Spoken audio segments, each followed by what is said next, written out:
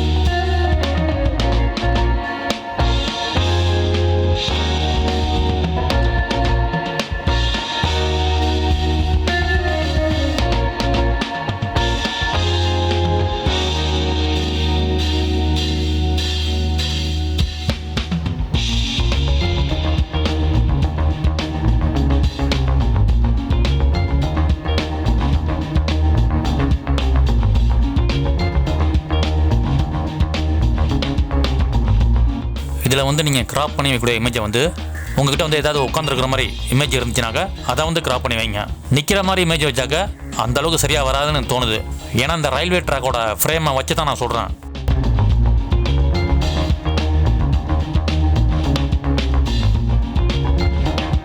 இப்போ நீங்கள் பார்க்குற இந்த ஒரு இமேஜ் வந்து நம்ம நிறைய பல விதமாக ஒர்க் பண்ணி நம்ம சேனலில் வந்து போட்டாச்சு. இது வந்து ஒரு சாதாரண போஸ்ட் தான், ரொம்ப ஸ்டைலிஷான போஸ்ட்லாம் கிடையாது. நல்லா ஸ்டைலிஷாக கொடுக்கக்கூடிய போஸ்ட்லாம் பார்த்தீங்கன்னா நிறையா இருக்குது. ஆனால் இது வந்து ஒரு சாதாரண ஒரு போஸ்ட் தான், சரிங்களா? ஒரு சாதாரண ஒரு போஸ்ட் கூட நம்முடைய க்ரியேட்டிவிட்டி மூலமாக ரொம்பவே அழகாக காட்டலாம். அதுக்காக தூக்கி அப்ஸ் மாதிரி வைக்கணும் அப்படின்னு ஒன்றும் அவசியம் இல்லை. ஒரு சாதாரண போஸ்ட் கூட ரொம்ப க்ரியேட்டிவாக நம்ம வந்து ஒர்க் பண்ணலாம். கொஞ்சம் டைம் எடுத்துக்கணும், அவ்வளோதான். ஆனால் இதை வந்து நம்ம பல விதமாக ஒர்க் பண்ணியாச்சு, பல விதமாக எடிட் பண்ணியாச்சு. நம்ம வந்து ரொம்ப ஆழமாக யோசிக்க நமக்கான க்ரியேட்டிவிட்டியை வந்து வேற லெவலுக்கு போவோம்.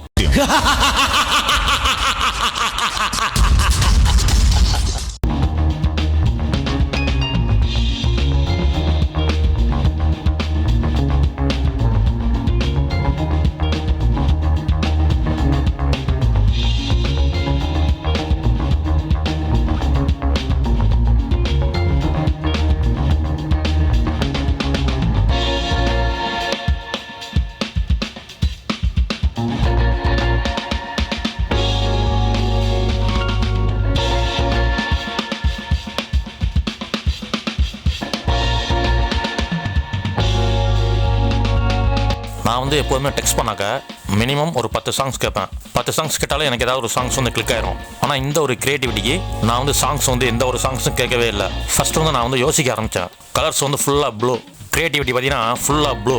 நம்ம வந்து இந்த ப்ளூ அப்படிங்கிற ஒரு கலரை வந்து தமிழில் உச்சரிச்சாக்க நீலம் ஊதா அப்படி தான் உச்சரிப்போம், சரிங்களா? அதனால் ஊதா அப்படிங்கிற மாதிரி யோசித்தேன். பெண்ணல்ல ஊதாப்பூ அப்படின்னு ஒரு சாங்ஸ் வரும். அதுக்கப்புறம் நடிகர் விஜய் நடித்த படத்தில் வந்து ஊதா ஊதா ஊதாப்பூ அப்படின்னு சொல்லி ஒரு சாங்ஸ் ஒன்று வரும். இந்த மாதிரி யோசித்தேன். அதுக்கப்புறம் கொஞ்சம் வேறு மாதிரி யோசித்தேன். சரி, ஊதாங்கிற வார்த்தை வேண்டாம், நீலம்னு யோசிப்போம் அப்படின்னு சொல்லி யோசித்தேன். அப்படி யோசிக்கும் போது நீல குயிலே அப்படிங்கிற ஒரு சாங்ஸ் கிளிக் ஆனிச்சு. அப்புறம் நீலவான ஓடையல், இந்த மாதிரி நிறைய சாங்ஸ் வந்து யோசிக்க ஆரம்பித்தேன். அதுக்கப்புறம் கடைசியாக வந்து சரி நீலவான உடையை டெக்ஸ்ட் பண்ணுவோம் அப்படிங்கிற மாதிரி முடிவு பண்ணேன். அப்படி முடிவு பண்ணி ஒர்க் பண்ணதான் இந்த டெக்ஸ்ட் ஒர்க்கு. இதில் வந்து இவங்களுடைய ஸ்கின் டோன் வந்து நான் வேறு மாதிரி காமிச்சிருப்பேன், கலர்ஸ். இது மாதிரி விஷயங்களை பற்றி நம்ம நிறைய பேசியாச்சு, நிறைய வீடியோவில் பேசியாச்சு.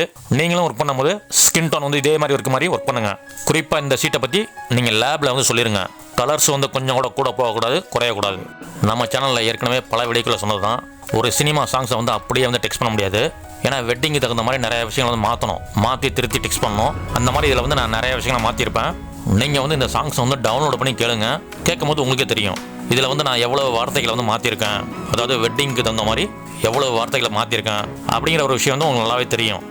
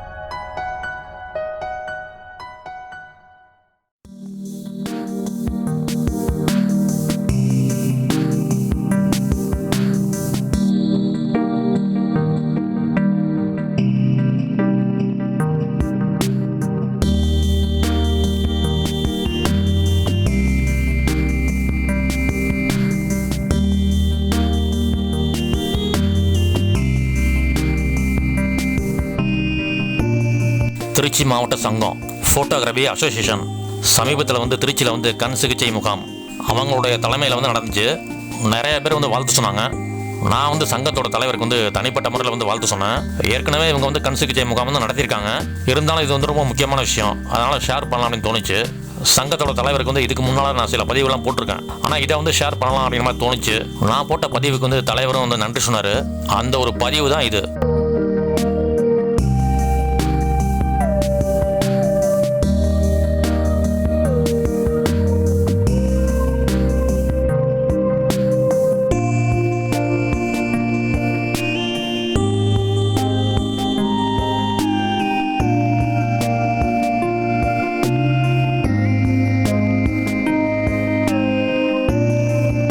சமீப காலமாக சோஷியல் மீடியாவில் வந்து சாட் ஜிபிடி அதை பற்றி நிறைய வீடியோக்கள்லாம் வந்து ஓடுது.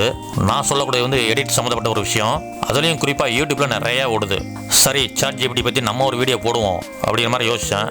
சரி, மறுபடியும் இதே பெரிய கோயிலை வந்து நம்ம வந்து எடிட் பண்ணலாம் அப்படிங்கிற மாதிரி எனக்கு தோணுச்சு. நமக்கு தோணுச்சுனாலே முடிச்சிடணும்.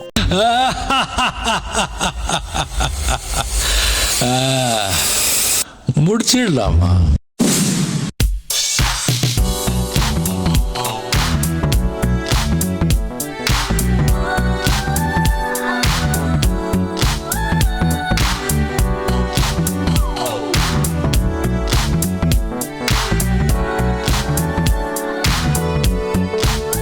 இப்போ வந்து நீங்கள் வந்து 3 ஜிமே பார்த்துருப்பீங்க. 3மே வந்து சாட் ஜிபியில் ஒர்க் பண்ணுது. இந்த ஒரு ஒர்க்குக்கு வந்து சும்மா ப்ராம்ப்ட் வந்து சும்மா சிம்பிளாக தான் கொடுத்தேன். நான் கொடுத்த ப்ராம்ப்ட் வந்து இப்போ காட்டுறேன் உங்களுக்கு. நான் வந்து சாட் ஜிபியில் ஒர்க் பண்ணதை வந்து ஸ்க்ரீன்ஷாட்டை எடுத்து வச்சிருக்கேன். இப்போ அதை வந்து உங்களுக்கு காட்டுறேன், நீங்கள் படித்து பாருங்கள்.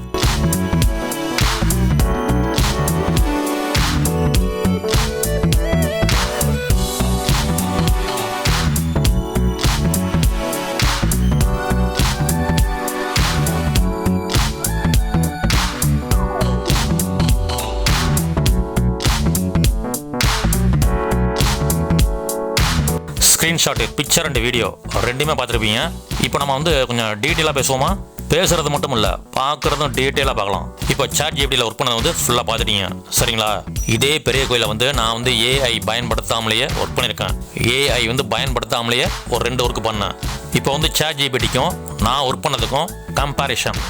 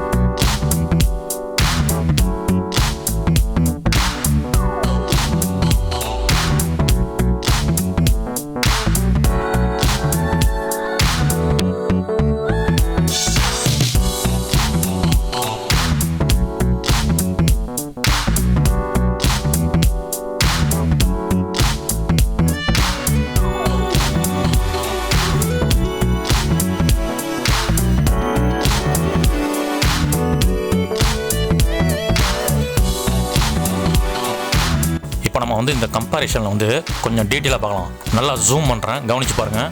இந்த கோயில் இருக்கக்கூடிய சிற்பங்கள், அதுக்கான டீட்டெயிலை கவனித்து பாருங்கள். இந்த இடத்துல வந்து ஒரு 3 சிலை, குறிப்பாக இந்த இடத்துல வந்து ஒரு 3 சிலை தெரியுதுங்களா? இதுக்கு மேலேயும் சில சிலைகள்லாம் இருக்குது. இப்போ இந்த டீட்டெயிலெலாம் வந்து ஏஐயால் கொடுக்க முடியல. இந்த டீட்டெயிலெலாம் வந்து ஏஐயில் வந்து மிஸ் ஆகுது. இப்போ நம்ம அதையும் பார்ப்போம்.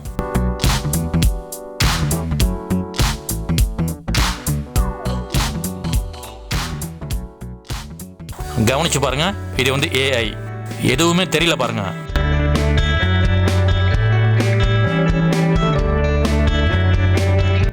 இப்போ வந்து இந்த மாதிரி ஒரு கிரியேட்டிவிட்டிக்கு இந்த மரத்தோட இலையெல்லாம் வந்து சில் அவுட் எஃபெக்டில் இருக்கணும். அதையே கொடுக்க முடியல ஏஐயால். ஆனால் அதுவும் மிஸ் ஆகுது. ஒவ்வொன்றையும் நம்ம ரொம்ப கவனித்து பார்த்தோம்னா நிறைய விஷயங்கள் வந்து மிஸ் ஆகுது.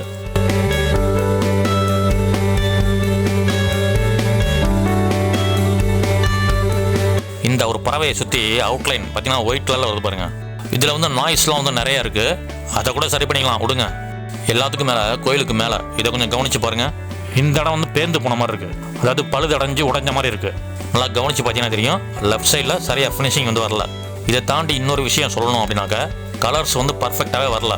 நான் வந்து எதை வச்சு சொல்கிறேன் அப்படின்னாக்கா, பேக்ரவுண்டும் சரி கோயிலும் சரி ரெண்டுமே ஒன்னோட ஒன்று அப்படியே மெர்ஜ் ஆயிடுச்சு. கோயில் வந்து தனியாக துண்டாக தெரியணும், அந்த மாதிரி தெரியவே இல்லை அந்த பிக்சரில். பேக்ரவுண்டும் கோயிலும் ஒன்றா மெர்ஜ் ஆயிடுச்சு.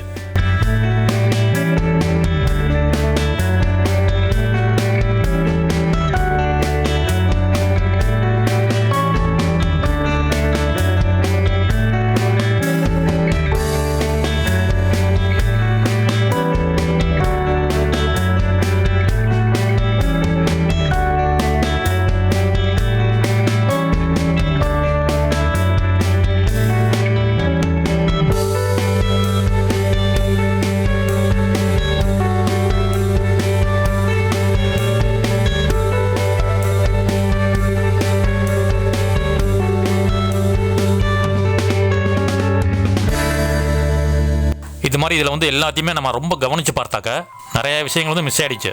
ஒரு மனிதனுடைய க்ரியேட்டிவிட்டிக்கும் ஒரு ஏஐயோட க்ரியேட்டிவிட்டிக்கும் நிறைய வித்தியாசம் இருக்குது.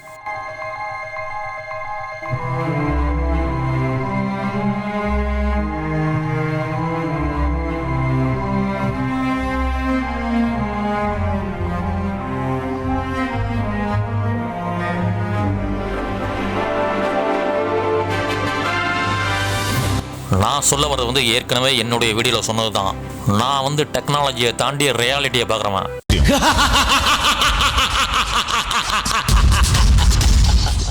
இப்போ நீங்கள் பார்க்குறது வந்து ரெண்டுத்துக்குமான கம்பாரிஷன், அதாவது ஏஐக்கும் எனக்குமான கம்பாரிஷன்.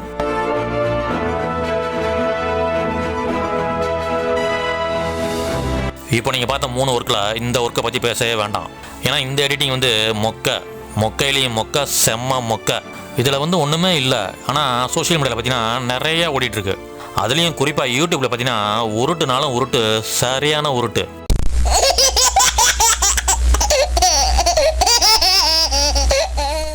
இந்த பிதாமகன் படத்தில் வந்து நடிகர் சூர்யா வந்து லங்கர்கிட்ட வந்து உருட்டுவாப்புல.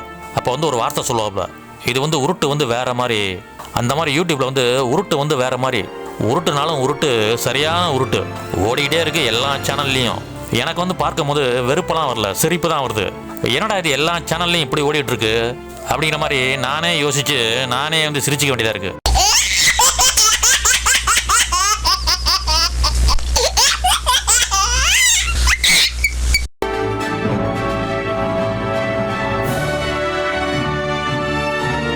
கிட்டத்தட்ட நான் வந்து ஒரு வருஷத்துக்கு முன்னால் என்னுடைய சேனலில் நான் வந்து ஒரு கேள்வி கேட்டேன். அது என்ன கேள்வி அப்படின்னாக்க, ஏஐயில் வந்து ஒர்க் பண்ணுறது வந்து நமக்கான திறமையா?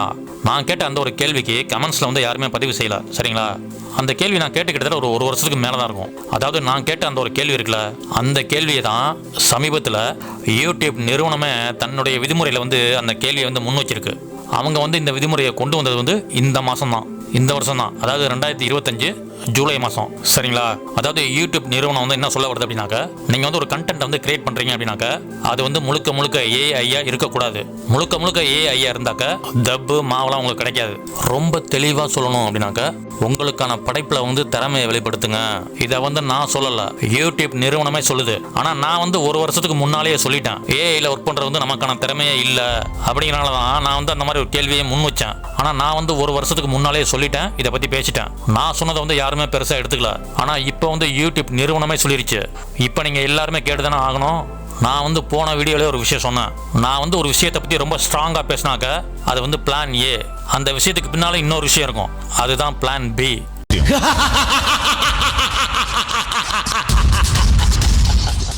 ஒரு நல்ல கிரியேட்டர் அப்படின்னாக்க ஹியூமன் டச் இருக்கணும், அதாவது நமக்கான கிரியேட்டிவிட்டி இருக்கணும். யூடியூப் நிறுவனமே இதை தான் சொல்லுது.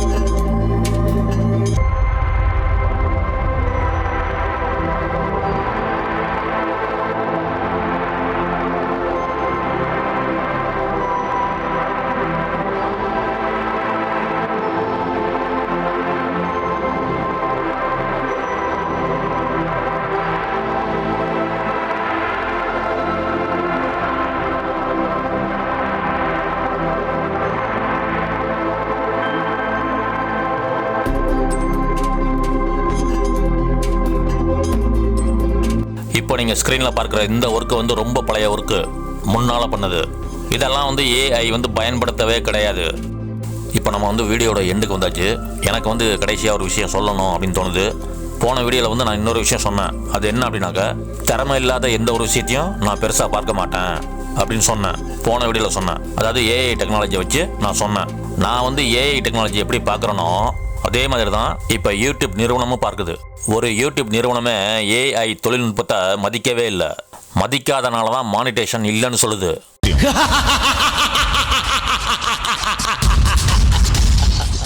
இனிமே யூடியூப்ல வந்து திறமையான கிரியேட்டர் யாரு, திறமை இல்லாத கிரியேட்டர் யாரு, இதை வந்து இனிமே யூடியூபே முடிவு செய்யும்.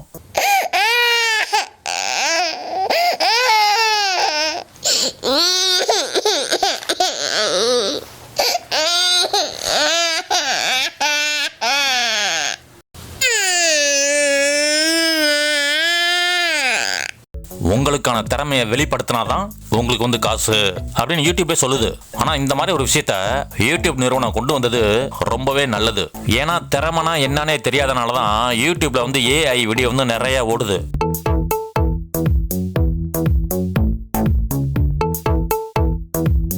யூடியூப் சொன்ன திறமைங்கிற ஒரு விஷயத்த இனிமே நம்ம சேனல்ல வந்து அடிக்கடி ஞாபகப்படுத்திட்டே இருக்கணும்.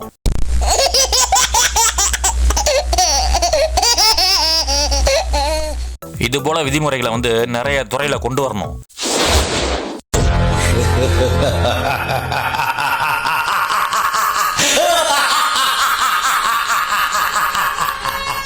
ஒரு மனிதனுடைய கிரியேட்டிவிட்டியை வந்து ஏஐயால தொடவே முடியாது. புரி வச்சா எற விழணும்.